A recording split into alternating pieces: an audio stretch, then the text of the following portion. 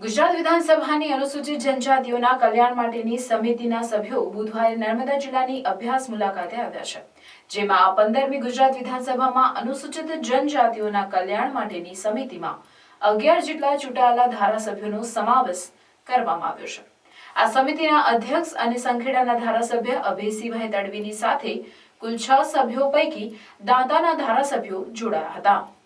આ ધારાસભ્યો પૈકી દાંતાના ધારાસભ્ય કાંતિભાઈ ખરાડી, દાહોદના ધારાસભ્ય ભાઈ કનૈયાલાલ કિશોરી, નાંદોદના ધારાસભ્ય ડોક્ટર દર્શનાબેન દેશમુખ, વ્યારાના ધારાસભ્ય મોહનભાઈ કોંકણી, નિઝરના ધારાસભ્ય જયરામભાઈ ગામિત અને છોટા ઉદેપુરના ધારાસભ્ય રાજેન્દ્રસિંહ રાઠવા જોડાયા હતા।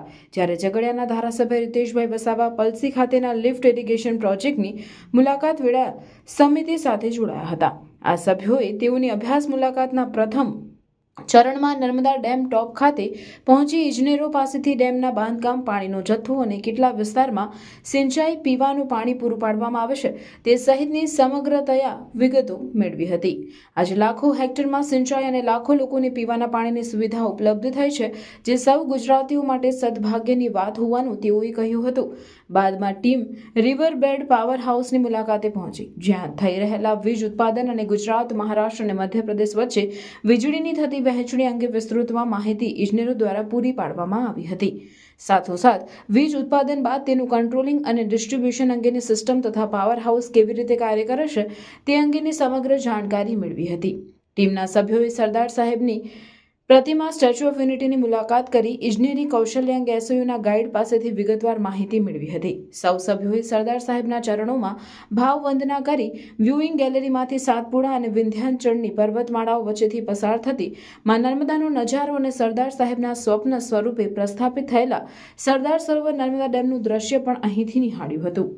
અનુસૂચિત જનજાતિઓના કલ્યાણ માટેની સમિતિની સભ્યો બપોર બાદ કરજણ ડેમની મુલાકાત પણ લીધી હતી। અહીં ટીમને સમગ્ર પ્રોજેક્ટ અને તેનાથી થતી સિંચાઈ તથા પીવાના પાણીની જમણા તથા ડાબા કાંઠા નહેર અંગેની વિગતો આપી હતી। આ સમયે સમિતિના સભ્યોના ધ્યાને આવતા ખેડૂતોના પ્રશ્નો અંગેની ચર્ચા પણ કરજણ ડેમના સંબંધિત અધિકારીઓ સાથે કરી વધુમાં વધુ ખેડૂતોને ડેમના પાણીનો લાભ મળી રહે તે દિશામાં કાર્ય કરવા અંગે જરૂરી માર્ગદર્શન સાથે કેટલાક રચનાત્મક સૂચનો પણ કર્યા હતા।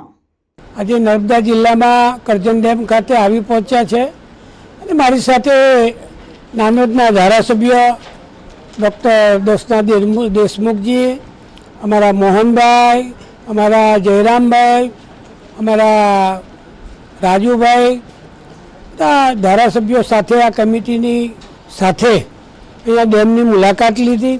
અધિકારીઓ સાથે જે બાકી કામ હતું એ અમારા ધારાસભ્યશ્રી સાથે એનો ચર્ચા પણ કરી। જે બાકી કામો છે તે વહેલી તકે થાય, ટેન્ડર લેવલે જે હોય તે, પણ વહેલી તકે ખેડૂતોને પાણી મળે એવી કમિટીએ નોંધ લીધી છે।